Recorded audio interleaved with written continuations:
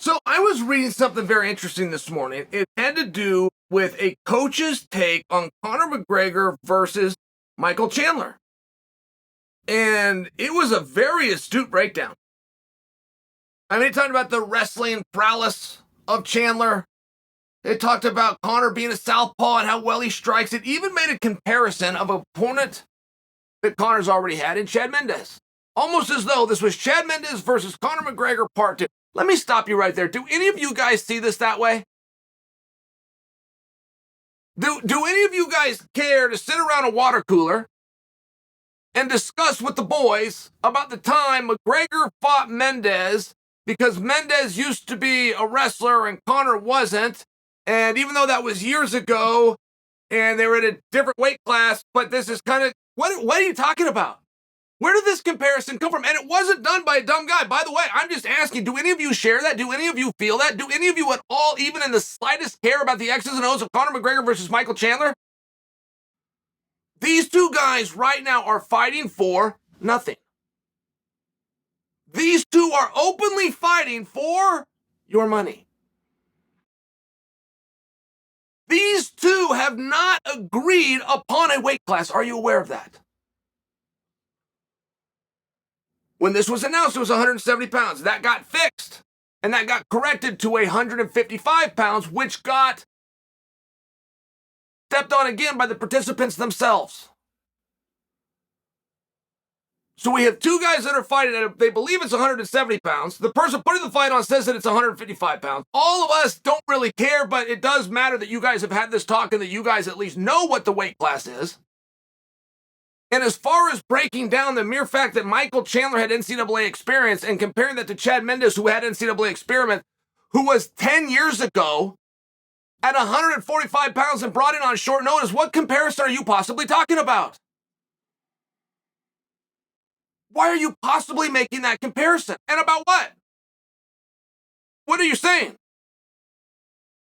Chad Mendes came out and threw Conor McGregor down like he was a stack of potatoes. Now, Conor scrambled and got back up to his feet, and Chad took him down and dumped him there like a stack of potatoes again. So are you saying that that is what Mendes is going to do? I mean, what comparison are you giving here? Are you arguing that Michael Chandler can't hold up through the duration of the building? Are you arguing that Michael Chandler is open to teep kicks specifically to the body, specifically with your left foot? Because that's exactly what happened in that fight. Are you arguing that the weight cut is not something that will be too direct-dimensional that he can make up for the night before? Because we don't even know what weight class they're fighting about. They got no championship on the line here, not even an interim championship. We're not even told that this is a top contenders match. We're told that this is a match for our money at a weight class which apparently has yet to be disclosed. And I'm just wondering if you guys agree with that, because I am excited for it. I'm looking forward to it. I think it's the right match to make. Why are we giving an X's and O's? What difference does it make? What difference does it make if Chandler can take Conor McGregor down? What difference does it make if Chandler worked on his takedown defense in the rooms and can defend it and stay on his feet? What difference does it make if the power of the southpaw McGregor lands on Chandler? I mean, what are we talking about? Why are these two fighting? Do you guys feel that way? Because I feel like there's so many interesting things about this. The fact that Conor McGregor can return, that's impressive. The last time I saw Conor in the octagon, he was broken in half, sitting down, cutting an interview with Joe Rogan. He does not need to fight. The fact that he wants to, that he's willing to come in and do this, to repair his body, to train his mind, and to go in there with all this time off against somebody as dangerous as Michael Chandler. For up to 25 minutes, the hardest thing that any athlete in any sport can ever be asked to do is unarmed combat for 5 rounds.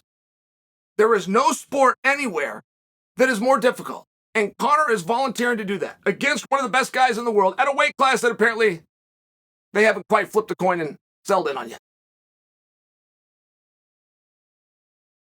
That is what's interesting about this fight. Am I wrong?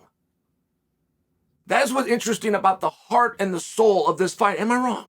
They're going to come to the Ultimate Fighter, which is the documentation of the toughest tournament in all of sports, not to mention the best training camp that an unarmed combatant can have, and we're going to witness it all. That's what this is about. Am I wrong? Because things do start to get real weird at some point. When a guy is 37 years old and you're talking to him or you're talking about him or you're dealing with him the same as you did when you met him at 17 years old or even partway through his career at 27 years old, it starts to get weird. So if you're training Conor McGregor, who was just broken in half, first thing, you got to pick a weight class. Second, let's use the Ultimate Fighter for what it is, which is a training camp. Let's see that you're doing the training. Let's see that you want to do it. Prove to us you still got the eye of the tiger. We're going to bring a camera and we're going to document the whole thing. That in and of itself is something interesting. Making a comparison